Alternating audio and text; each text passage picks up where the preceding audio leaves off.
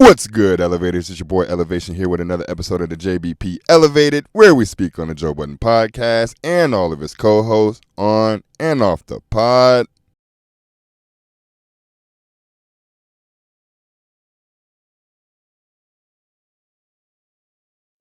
Starting February 8th, we will be releasing 2 additional episodes of the Joe Budden Podcast live on Patreon. We will be bringing bonus episodes, bonus footage, behind-the-scenes clips, more unwanted opinions, more unwanted mall political takes, more unfiltering of what we thought was as unfiltered as can be. We will be bringing that all to Patreon. Given what we know now, my first response to this would have been a vehement no. No. How about we continue to do the episodes that we've been doing? And if you want extra from us, then we'll have to work that in contractually. You have to have a business mindset at the very beginning of the business, because that's when all the dicking happens. That's when you get effed the most. Joe told them, we're going to start doing 2 extra pods in order to offset the loss of revenue from Spotify. And this goes to show that no one up there was paying attention to the rants that Joe was having. The audience was paying attention, but the co-hosts weren't paying attention. Because Joe says it. They were offering millions everywhere. And then he'll turn around and tell you that there's no money coming in. But we're supposed to do extra Patreon content for that money to come in. Come on, guys, make it make sense. If you pay attention to the words that people say to you, you'll understand from the very beginning. Joe was telling them, we are going to do Patreon episodes, but we aren't talking and we aren't signing contracts. It's just me. So that tells me that something happened outside of you just getting a creative title with Patreon for equity. Equity, it says it in the title. But we're just going to do these Patreon episodes solely because Joe is letting it be known that there's no more money coming in from Spotify. But they underpaid us. At $10, you'll get 2 additional episodes plus some bonus shit. You'll get Discord engagement, real active community over there. Because Patreon and Discord are partners or owned by the same people. Something like that. Something like that. They Something work in the inner works. They work in conjunction with one another. Yeah. I want to get I don't know into who owns what, but I'll be there. Mark had asked not too long ago, how long do you have to keep your prices at that certain point that you set them at initially? Joe set these prices 4 years ago and they have not changed. You can add tiers. You could add content to the tiers you already have established, but you can't willy-nilly change the number of your tier. You can't change the price of your tier. And if you do, you're at risk of losing subscribers. It's the same thing I always say whenever people want to start creating different content. You have to slowly and gradually shift over to that. You can't just make an immediate change. Because unless you have created or connected with your audience to have the parasocial relationship where they're connected to you personally as opposed to your brand, people will turn their backs on you. If you went from creating content about cars to then creating content about shopping for clothes, they will turn their backs on you. It's the same thing with the price tiers and the setting of the price. Now, over time, because Patreon has added it to where the people that signed up initially for $3, you could change the tier to have new members sign up for $5. Every company does that. But you cannot change the tiers of the people that are already paying $3. That's where everybody gets misconstrued. You would have to add a tier or change the price gradually over time to where the new members are paying that price and not the older ones. In addition, Joe Budden has been brought on as head of creator equity at Patreon. Give yourself a good shot. Round of applause. Boy, I wish I had better gunshots. I'm hitting a round of applause. Congrats, man. I think that's really dope. And I think it fits you well. Maul's face says everything that you need to know going forward with the relationship of all three of them. But instead of fighting tooth and nail, instead of realizing your value and saying, no, I'm not doing these extra episodes unless I see extra compensation, unless I see equity, unless I see something, he just sat there and pouted, which is something a lot of us do. I would have done the same thing because I would have been upset, but I would have felt like I had no power. Meanwhile, in this very rant and many others prior to this, Joe explains exactly what you have to do. And mind you, they're finding out this part of the Patreon in real time because in their heads, they thought they were just going to Patreon to add. They're just going to Patreon because we lost Spotify. We're not signing to anybody else, but we want to make sure that we have money in the meantime. And Patreon of yesteryear isn't where it's at today. So getting people to subscribe to Patreon back then is nowhere near where it was or is today. You had to really know and believe in your product back then. So Maul's pissed because there's no deal and Joe is saying no to all of the deals that are on the table. They have no say in the dealings anyway. And they just got blindsided with Joe being the only one to receive any type of equity stake. And it's funny that I'm constantly saying equity, fight for a stake, fight for a percentage of the company. And people are telling me you can't do that. Meanwhile, Joe did it with Patreon. But you have to get in from the beginning. You have to have enough value in yourself to even be able to negotiate. So you can't be mad and want a percentage and an equity stake of a company if you're too afraid to negotiate your worth and your value to said company. And all of that is being said right on Maul's face. Joe has been brought on not only in title and position, but in an advisory role. Let me say it different again. Joe Budden is the head of creator equity at a rapidly growing tech company evaluated at over $1 billion pre-IPO. This part of this rant is the main reason why I'm telling today's co-host to fight so hard for the equity stake, because he's doing the same thing with Prize Picks and he's going to do the same thing with the next company. Every company that Joe works with, he wants a piece of. And y'all can get tossed to the wayside. Parks, Rory, Maul, well, mainly Rory and Maul. Parks chose the right side of things. But Rory and Maul didn't realize they had already been written out. They had already been phased out. Joe's main thing with them was trying to get them to be salaried workers. And in essence, they were salaried workers because we don't have a deal, but y'all are still receiving exactly what it is that y'all were receiving when we worked with with Spotify. Even though it's higher than I wanted it to be, y'all are tapped in at 40K. And I remember him saying that he was tapping into other jobs. He gets to that later in this rant, but he was tapping into other jobs because there was no money initially. But this is when I want y'all to jump ship. This is when all the change happens. This is when y'all have been written out. It's just like on Social Network. Y'all are Eduardo. I think that was his name. Navarin. Yeah, y'all contributed. Y'all put in y'all 15K, but we're going in a different direction and you aren't in the behind the scenes. You're just the talent. So he made a boss move right here. And they didn't realize it because they were still receiving a check. This is the same thing that I'm constantly telling Ish, Flip, Ice, Melissa, Mark, Parks.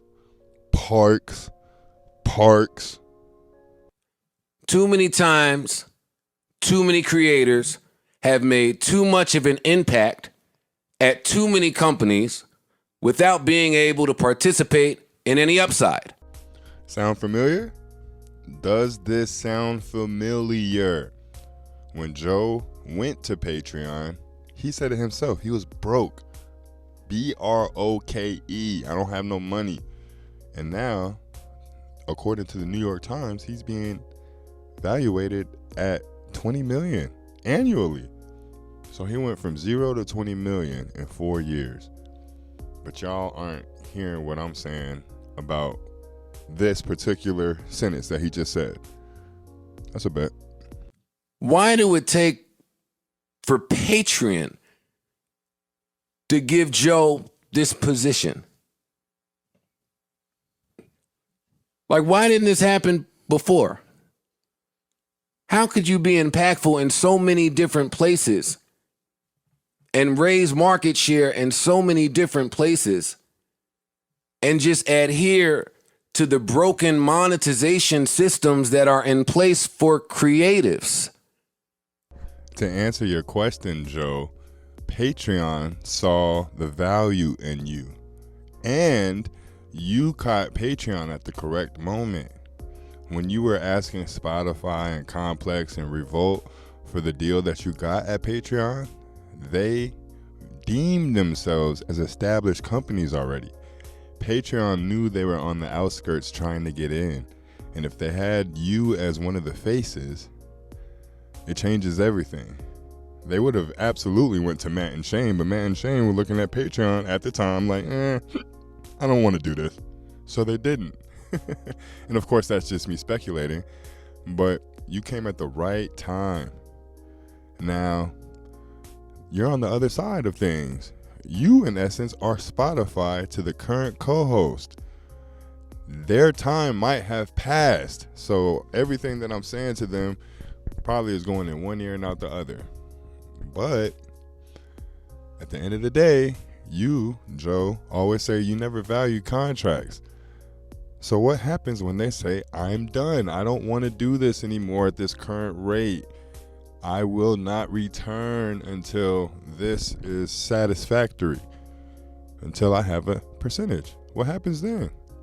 Because if Rory and Mal were smart, the day this Patreon came out, I would have stopped showing up to work. You can't suspend me forever, dog. And the way you scrambled to replace us when you yourself fired us, oh, we would have had all the leverage in the world, but people don't view it as such. This is a product that they all are still living off of. Literally, they don't have to do anything else but pod. So clearly, there's value in it.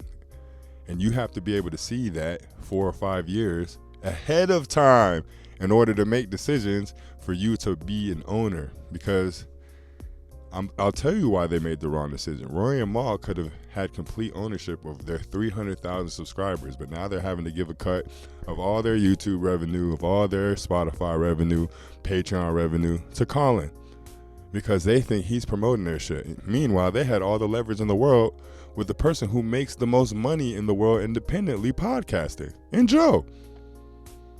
So if they would have seen their value early on, they would have been able to make the same decision Joe just made with Patreon, or in 2021 at least.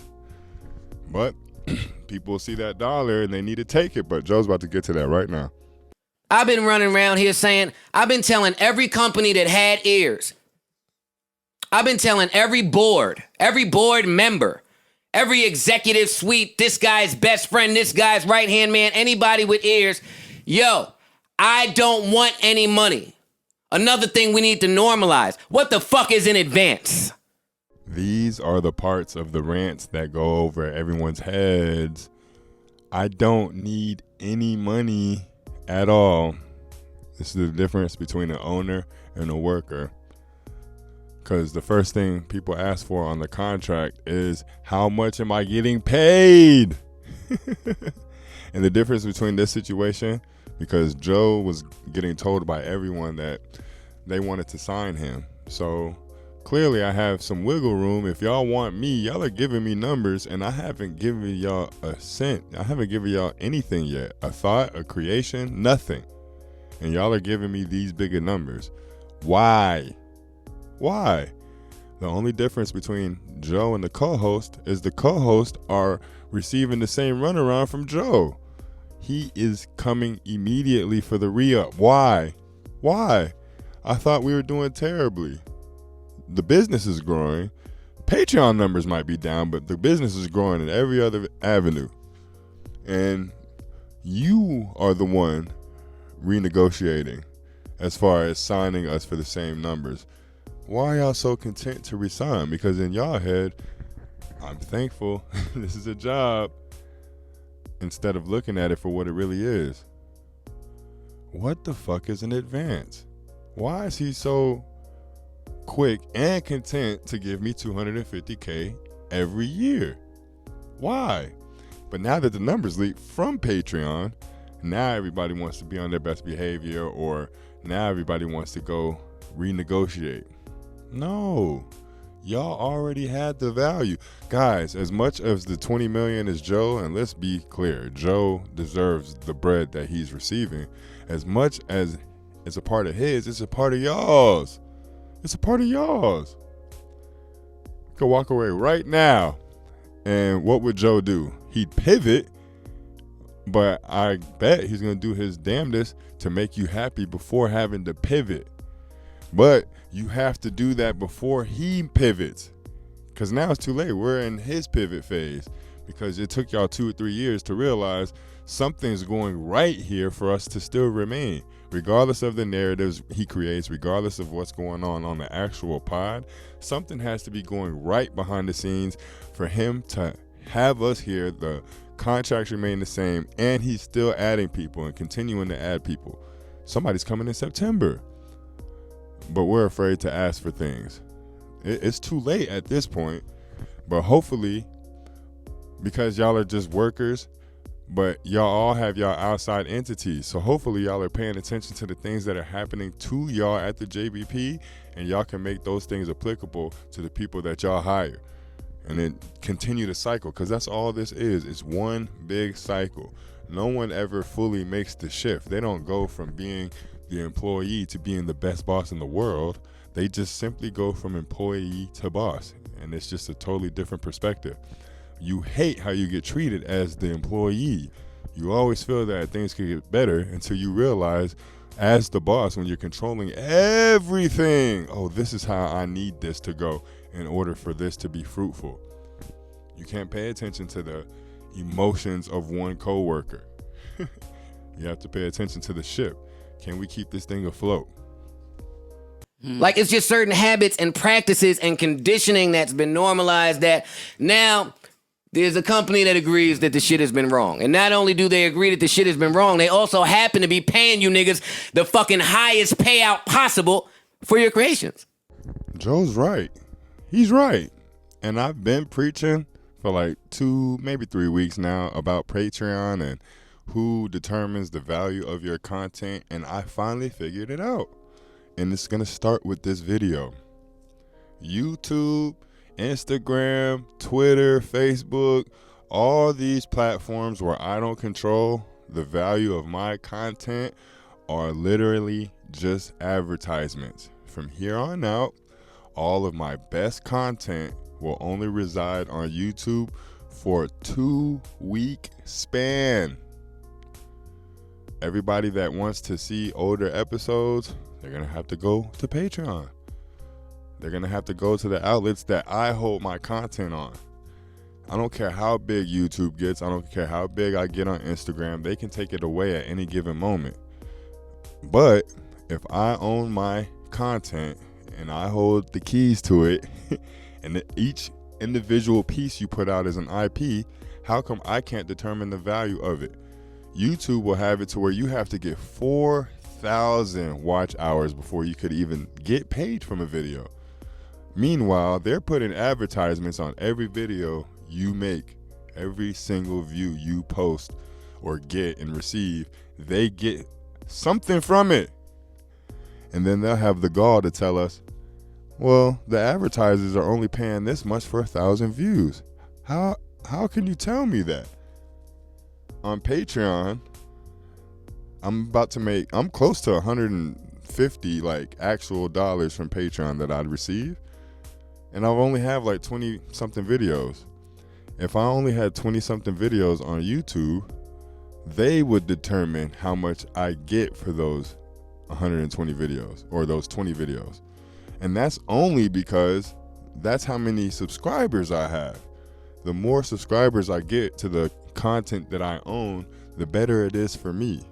So if I use YouTube and Instagram and all these other platforms as the stomping grounds, but you have to come to my house to receive the goods, what happens then? We need to start determining how these companies treat us. You can't live off my content forever like I can. They could take that shit away from you at any given moment. 2 million views down the drain. Patreon has it to where you can see the views, but no one else can see the views. You can see the views. So they're just going to come to your page to engage, because if your comment section's popping, they're going to pop off their shit too, because that's what's happening in Joe's Patreon comments. It's the same 100 people commenting over and over and over again. We're just talking amongst ourselves while we're watching the podcast. What happens when we get them all to come to a community that they have to pay for? And then you get privileges in this community. I'm going to build up the Patreon and then eventually my own platform to where when you're paying, you're a part of the community. You get control of the community. You have control over all the content, and you have access to all the content that no one else has. But it's up to us to make the change. We'll let all of our content. Joe has content 12 years old on YouTube, and they're still eating off of it, because every time something happens in his life currently that is a flashback to 10 years ago, people go on YouTube to view it. No, not anymore. Not anymore. And it took me listening to this rant to get to that conclusion. Don't ask me why Patreon is happening now. Go check your payouts on your streams. Go check your payouts where the videos are. Hey, you niggas not tired yet? I am tired, Joe. I'm tired of YouTube, Facebook, Instagram. I'm tired of these platforms telling us that 1,000 people isn't a lot of people. 1,000 people. Think about that. I have that many subs on YouTube. Times 7, hell. Right now, as of right now, I have 7,373 subscribers. Imagine if each one of those subscribers paid me $1. Just $1 a month. You don't think you can get 7,000 people to sign up that already watch your content to sign up for $1 a month? But we don't look at it like that. We would rather wait until we have 1 million subscribers in order to receive $7,000 a month from YouTube. Think about that. 1 million motherfuckers that are ready to watch whatever it is we drop. And then we don't realize we're demolishing our own value. Because if you have 1 million people that watch your shit every day for the span of 2 years for free, when you decide that you do want to charge them, and then you realize, damn, only 12,000 people out of 1 million subscribers signed up for my paid tier. It's because you gave them all that content for free. You did. And YouTube's not going to tell you how much they're actually making from your content. They're just going to pay you incrementally more because you're starting to get more views. Guys, people pay thousands upon hundreds of thousands of dollars for ad spots. Think about this. Mr. Beast is able to charge $1 million for an ad spot on one of his videos. Just one of his videos. And yes, it does amass 400 and 500 million views because he has 420 something subscribers. 420 million something subscribers. But think about this. YouTube has billions of creators, and only thousands of them are monetized. They can get top dollar for their advertisement because they already have it set up to where we're in genres and niches and all of that. So they're making millions upon billions of dollars on all the views we receive, and they'll have it to where we think 1,000 people isn't a lot of people on our own, because YouTube's going all around the world, but we're not, dog. We're not. And because we'll see the numbers growing on YouTube, we'll get content. But me joining Patreon at 7,000 subs and already having 40 paid members, it literally is going to change my life, because now I'm going to convert all of these members over to my paid tier. And I'm going to use Patreon to do it because they offer a free tier. So what happens when I move all the content from one platform to another platform? And it doesn't sound like a lot, but if you can get 7,000 people to shift, then what? Be the only motherfucker under 10,000 subscribers making 5,000 a month off those subscribers. And then who will be able to determine the value of your content? But we don't view shit like that. I'm not going to wait till YouTube deems me successful or deems me worthy of pushing my content and trying to get more people. I'm not. Because Patreon and other platforms like this are showing me, damn, I can do this on my own. I already saw this 2 or 3 years ago with landscaping. Working for landscaping companies, I just saw my pay incrementally going up. Went from 15 to 18 to 22, 25. Damn, I make a lot of money. But damn, this is 25 an hour and we're knocking out 2 yards per hour. How much does he charge for the yards? And then how much does the equipment cost? And everybody gets hung up because, oh, the equipment is too expensive. Not realizing you could start off with the bare minimum, and as long as you're putting forth your best foot forward and your effort is appreciated, people are going to pay you at the bottom. They're going to pay you at the bottom.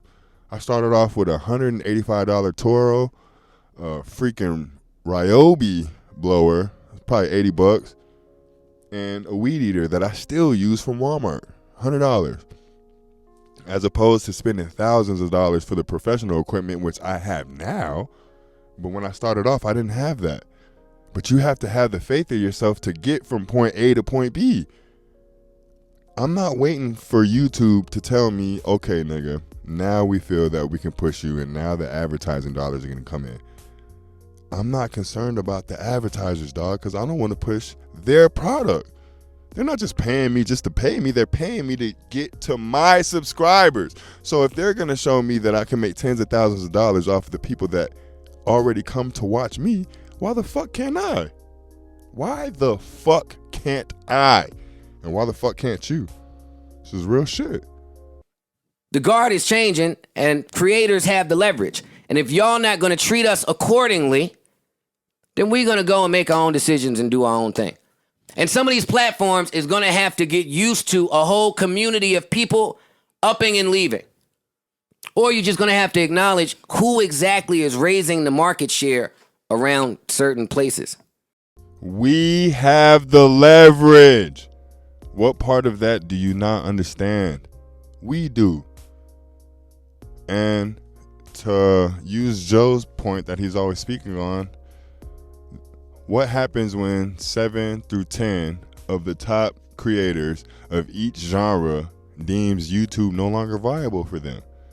YouTube doesn't give a fuck about the rest of us, dog. If South Park, The Office, if Titanic, if freaking, what's that, Avatar, if Avengers Endgame, if they all decide they no longer want to be shown in movie theaters will cease to exist. So when all the big creators leave in the exodus, we're left out to dry.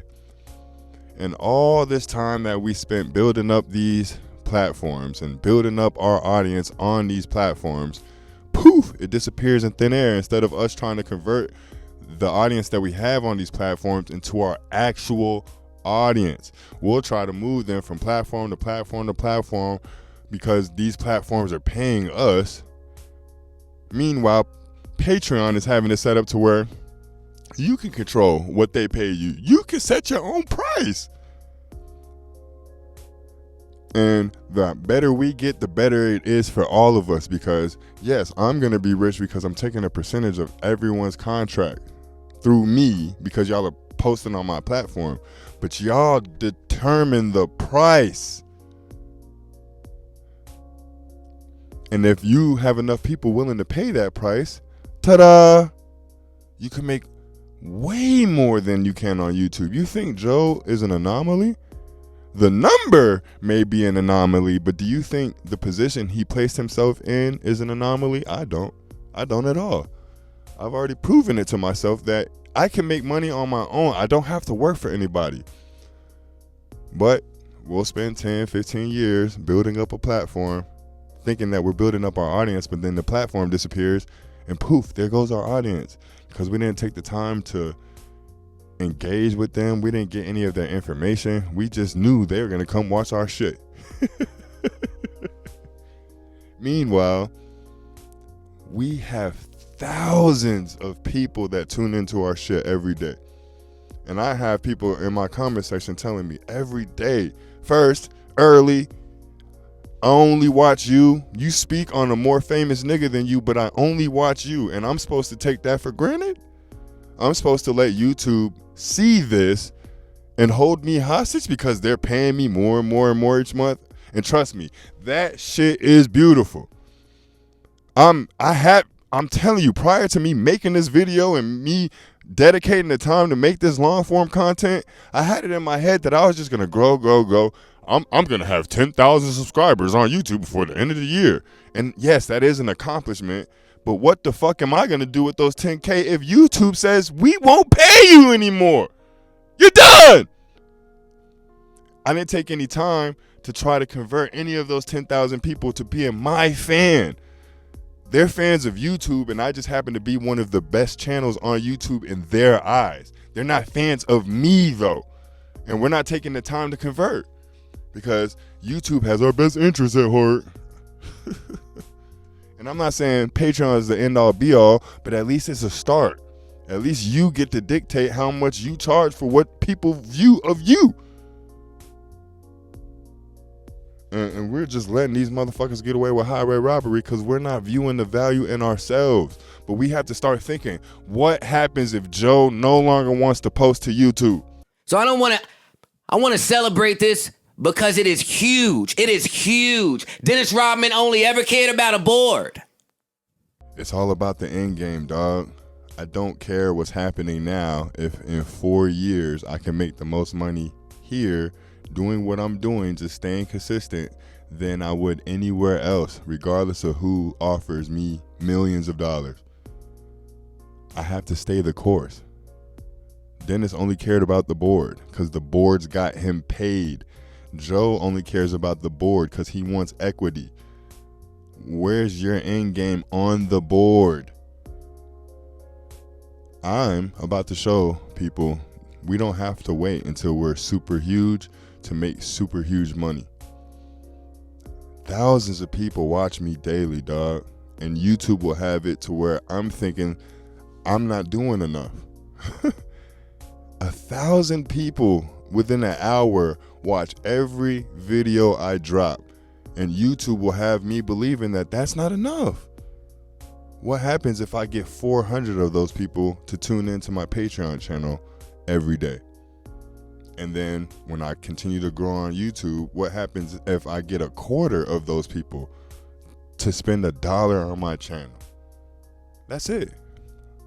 Or even better, what if I have a free Patreon account and put every video with a 2-minute preview and then sell every video for $1 at 1 million subscribers on YouTube? What happens then?